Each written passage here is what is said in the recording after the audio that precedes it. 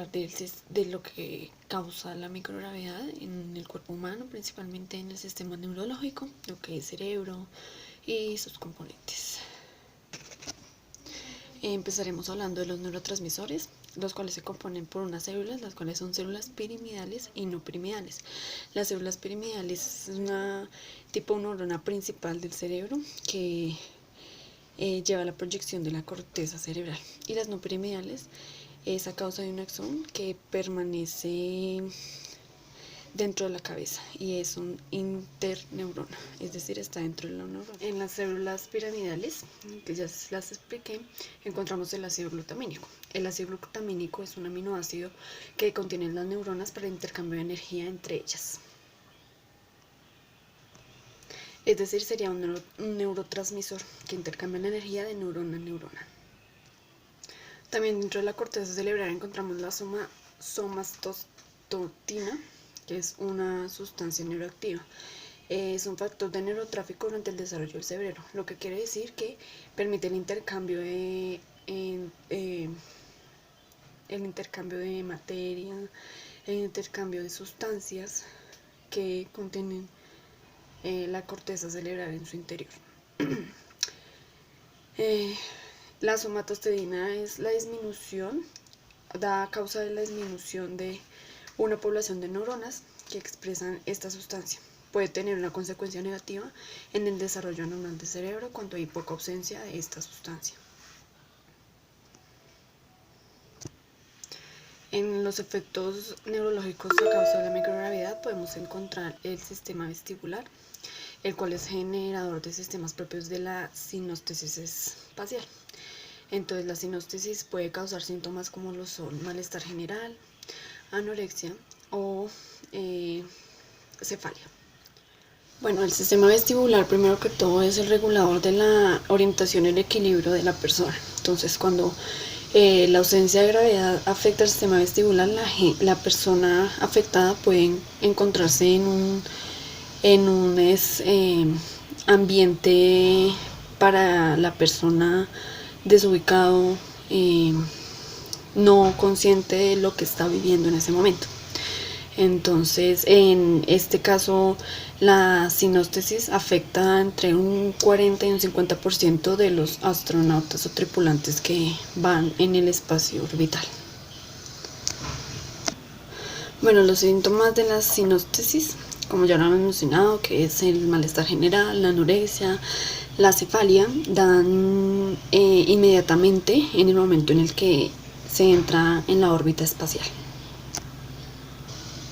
Entonces la ausencia del sistema vestibular a causa de la sinestosis, entonces puede dar principalmente primero por un conflicto sensorial, lo que quiere decir que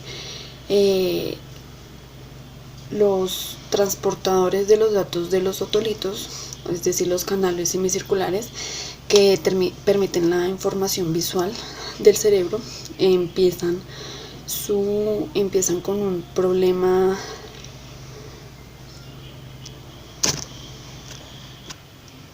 Entonces, el sistema vestibular a causa de la citéstolis puede dar principalmente con el conflicto sensorial. Entonces, el conflicto sensorial da a causa de la ausencia o disminución de los transportadores de los otolitos. Los otolitos son los que conllevan la información visual del cerebro. El segundo punto que afecta el sistema vestibular es la redistribución de los líquidos originados por la ausencia de la gravedad, lo que quiere decir que hay una modificación de las condiciones de la edolifia en el órgano acústico. Y tercero que todo, la asimetría de los otolitos. Entonces, hablamos de un desequilibrio en la función de los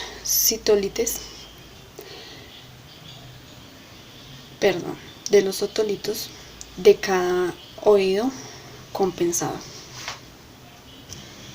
También pueden existir personas tripulantes que tengan unas respuestas sensoriales a este tipo de síntomas, como por ejemplo, primero que todo encontramos la ausencia del filtrado atmosférico, es decir, determinación de que la luz se perciba aún más brillante. Segundo, las áreas que no contengan una iluminación solar se van a ver aún más oscuras. Y tercero, la presión intraocular se encuentra disminuida en forma simétrica en los posvuelos o cuando ya están en el vuelo hacia la órbita espacial. Los siguientes temas del capítulo 11. Entre esos está la autorregulación cerebral antes, durante y después de un viaje espacial. En la Tierra, la fuerza de gravedad genera vectores gravitacionales, lo que hace que la sangre y otros fluidos se desplacen hasta los pies. Esto genera una presión de 100 mmHg. En el espacio, el gradiente de presión es nulo, lo que hace que la presión a nivel cerebral aumente y en los miembros inferiores disminuya. La exposición de la microgravedad genera cambios del líquido cefalorraquídeo, lo que hace que estas dos presiones se incrementen. También produce el síndrome de adaptación espacial y la pérdida de agudeza visual.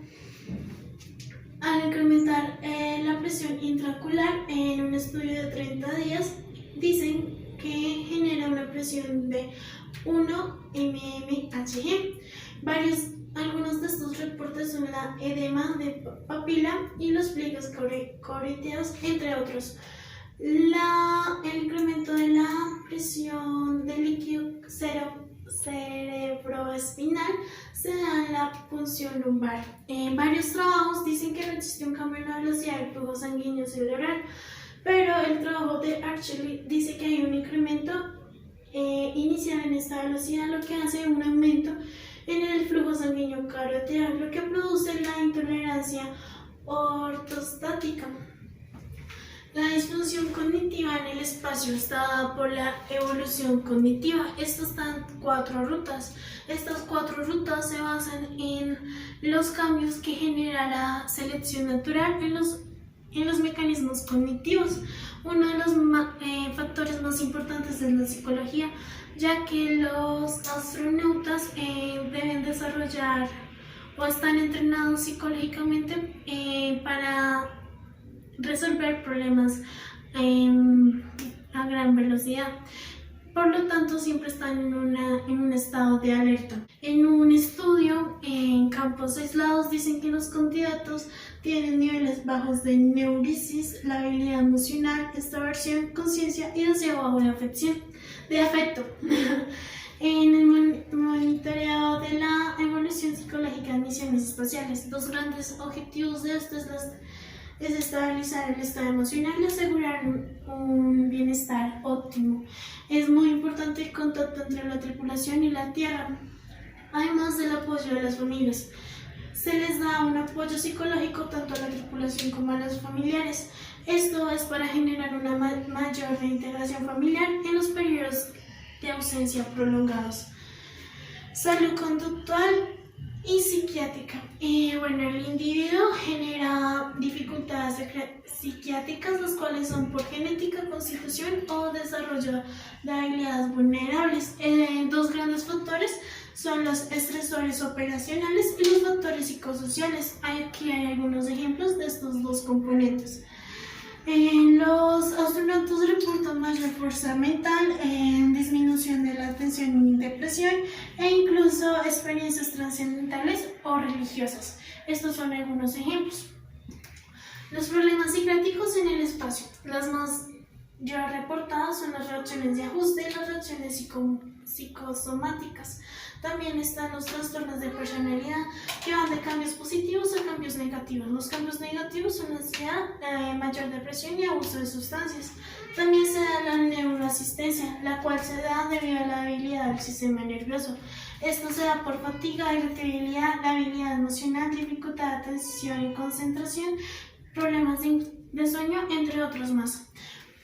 Los trastornos cognitivos se dan de varios componentes: la disrupción de la congruencia entre señales vesticulares y otros receptores, otorito vestibular, receptores semicirculares e incluso la discordancia sensomotora que se da por la microgravedad. También se da la degradación de desempeño cognitivo y psicomotor y estados de estrés. Estos estados de estrés se dan por la degradación de los estados de alerta y por fatiga, entre otros más componentes. Muchas gracias. Y les voy a dar una pequeña introducción sobre el tema que les voy a hablar.